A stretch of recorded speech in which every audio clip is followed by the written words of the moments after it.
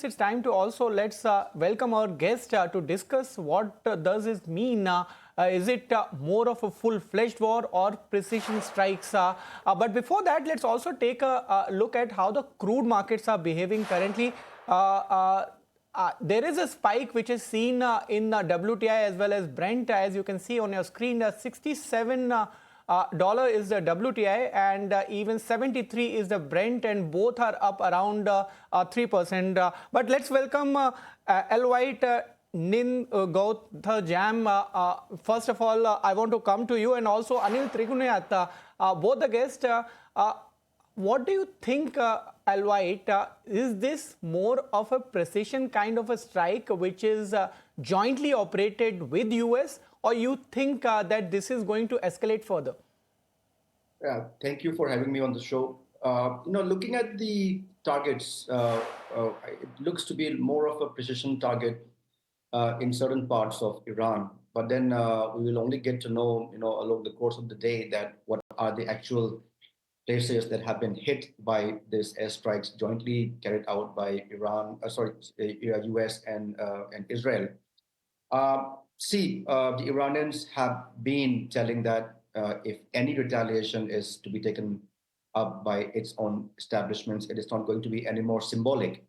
It is going to be very severe and a very swift reactions that they would like to, come back with for this sort of any adventurism by either by the US or by the Israelis. So we will. It's a matter of few hours that we will get to know what kind of a reactions that we will see from the Iranian side. But again, this is a very severe and a very important flashpoint in the geopolitics of West Asia, where you have no longer a shadow war, but it is a very good display of direct military confrontation between some of these powers that are operating in the region. Anil Trigunayat, I want to understand that how do you read the situation? Can this still be diplomatically contained, or you think that red line has been crossed? There is no diplomacy happening here. This is only buying time and doing the repeat. It is exactly the same play out that happened 8 months ago. If you remember that the United States and Iran were talking, 6 rounds of talks had gone on, and thereafter suddenly the Israelis tagged and the United States also joined in. But that time it was more because the Iranians were eventually came out and put Israelis on the defensive for quite a while, 12 days. And therefore, the Americans provided a face saving to the Iranians by letting them attack on their own base in Qatar. This time again, there are discussions are going on. Second round of discussions were held in Geneva. The Omani foreign minister had very clearly said that Iran has said that it will not retain any enriched uranium. It was ready for everything. But what the Americans probably or Israelis wanted was a total recapitulation, like you make it into some kind of a vegetable. That's it. I mean, that is what you don't expect Iran to happen, because Iran and Israel have been suffering from this MAD syndrome since 1979. And this has also been essentially tested time and again. The only thing that was the red line was that there would be no direct war between Iran and Israel. There were covert wars that were taking place all along. But that thing was also passed on in 2023. And last in 25 June, we had seen what happened. And so therefore, today, what has happened is it was expected. It is not something that you did not expect. Everybody is hoping it will not happen. That was the thing. But if you were to see that how the Americans and how President Trump has been trying to bully into submission the countries, then obviously this was going to happen there, because Iranians have not been giving up completely. On the other hand, I was saying that this will be started by Israel again.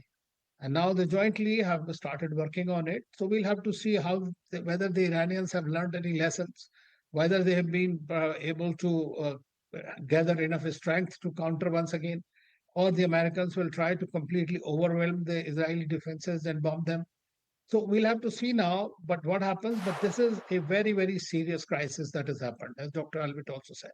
Now, in this one, this serious crisis is extremely telling, because once it happens and Iran starts shooting around here and there on all the bases, which are about 15, 16 bases in the Middle East, then we are going to have a major problem. And problem is also going to be for us as well, India, which is directly have an impact of this kind of a war going up.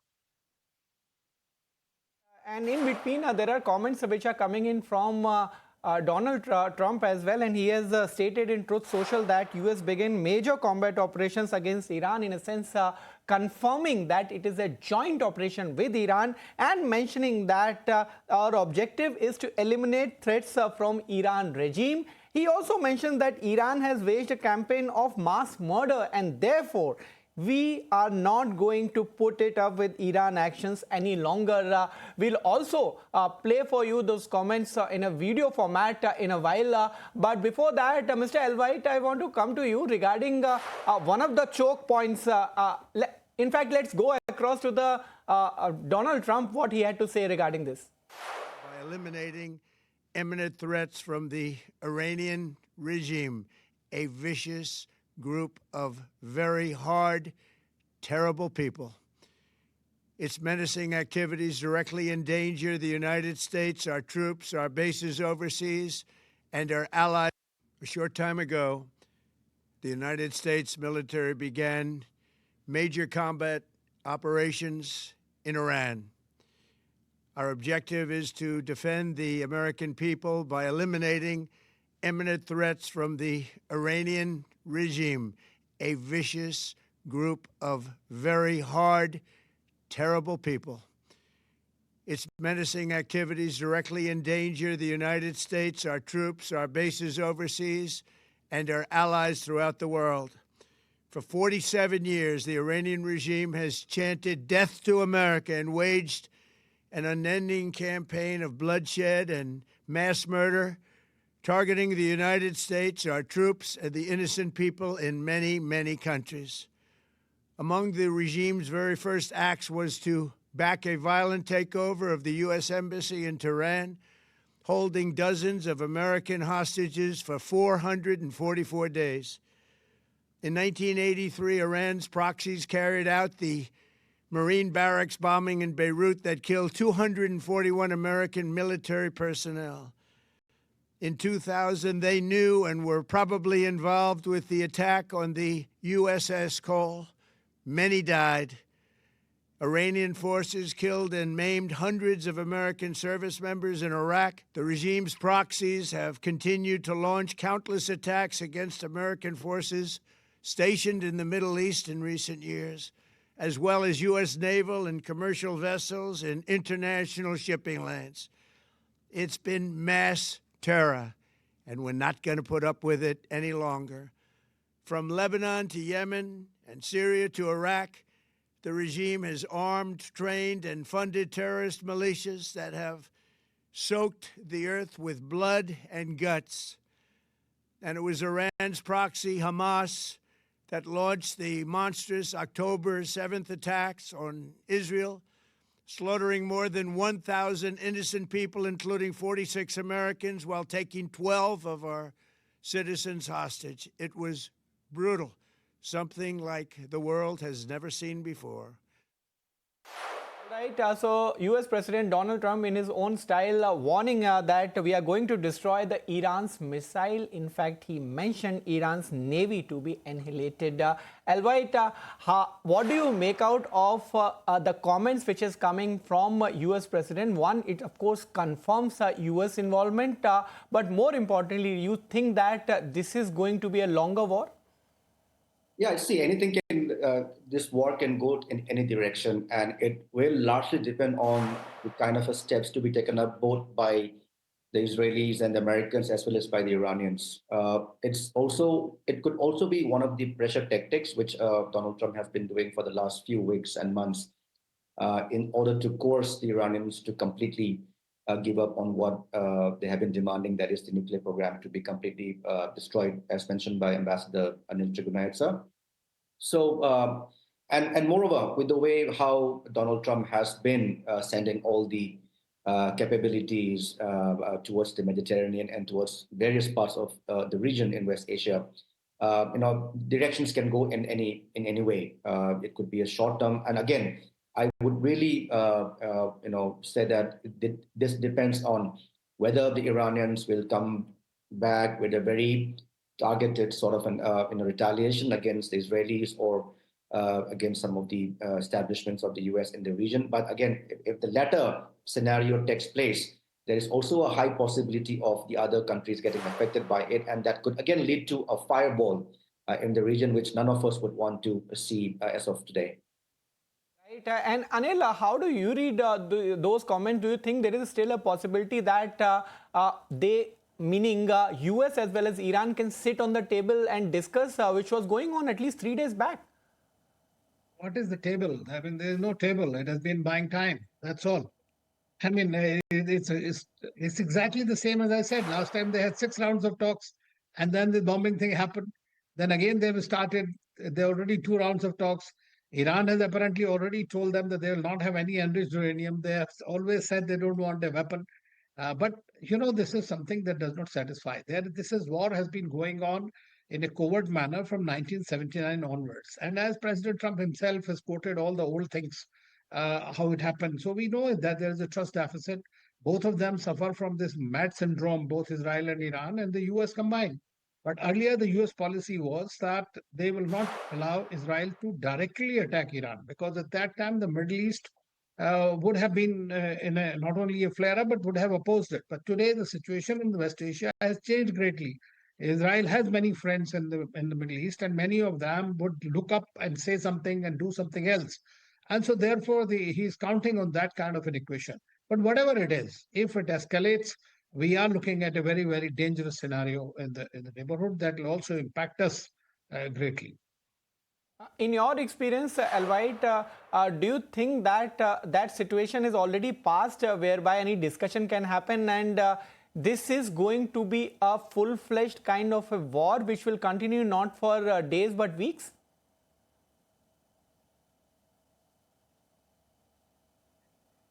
Sorry, yeah, I think diplomacy has already been tested time and again, and this is again, I think they've reached the threshold of what diplomacy can do to this problem, a long-standing problem between the Iranians and the Israelis and the Americans, particularly with regard to their nuclear program.